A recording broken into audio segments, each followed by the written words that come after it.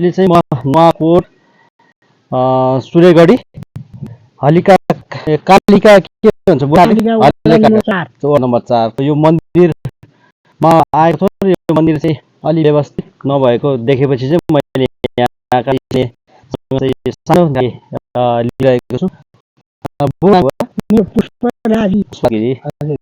तपाईँ यहीँ हुनुहुन्छ? म यही बासिन्दा। यो मन्दिरको बारेमा बताइदिनु न।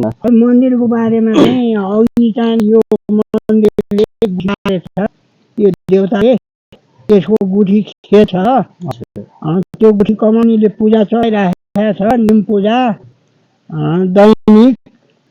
अनि यहाँ अघि पर्खाल थियो वरिपरि हामीले देख्दा। अब अहिले यो 65-66 सालदेखिबाट यहाँ भागवत सुरु गरेर यो जीर्ण मन्दिर उद्धारद्वारा यो भागवतबाट उठेको चन्दा यसमा खर्च गर्ने भनेर यहाँ सबैले चाहिँ नि सहयोग गरे, आफ्नो गच्छे अनुसारको सहयोग गरेर अनि यो सुरु गरियो। सुरु गरेर अलिकति उठाएको थियो, भूकम्प आयो 72 साल वैशाख 12 गते संसारबार 12 बजे, अनि त्यसले नाश गर्यो।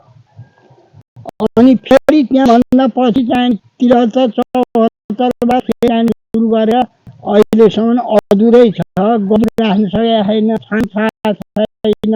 यो ठाउँको नाम चाहिँ हलिकालिका भन्ने चाहिँ यो मन्दिरको नामबाट चाहिँ यो पहिला पञ्चायतका नाम हलिकालिका पञ्चायत। अब अहिले पञ्चायतभरिको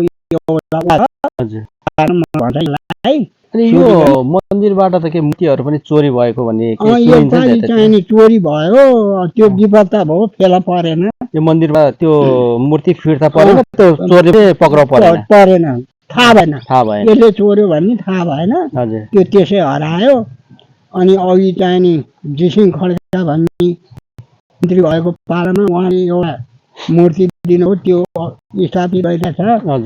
अनि नयनराज गिरीका छोरा कान्छै अर्को मूर्ति ल्याएर राख्नुभयो, त्यो छँदैछ। अब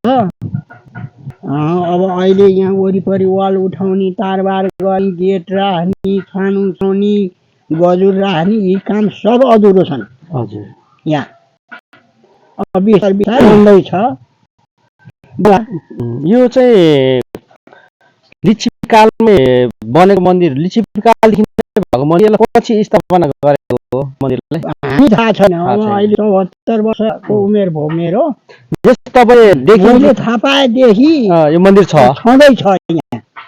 यो जस्तो मन्दिरलाई यो आकार चाहिँ पछि दिएको यो भवन बनाएर। हजुर, यहाँ पिपलको रुख चाहिँ यो मन्दिर ठाउँको अक्षिलाल गरेर मठारे, त्यो पछाडि देखेको पिपलको रुख चाहिँ यो मन्दिर बनाउनलाई 18 वर्ष काटेको। हजुर। अनि अब अहिले अझै छ, यसै छ।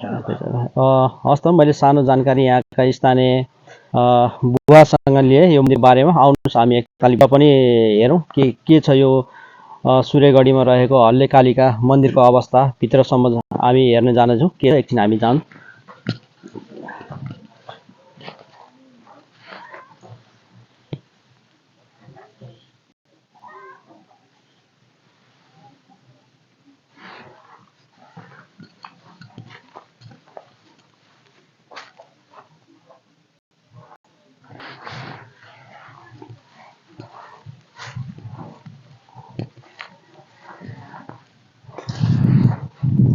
यो मन्दिरमा चाहिँ पूजा आज चलिरहन्छ नि बुवा है?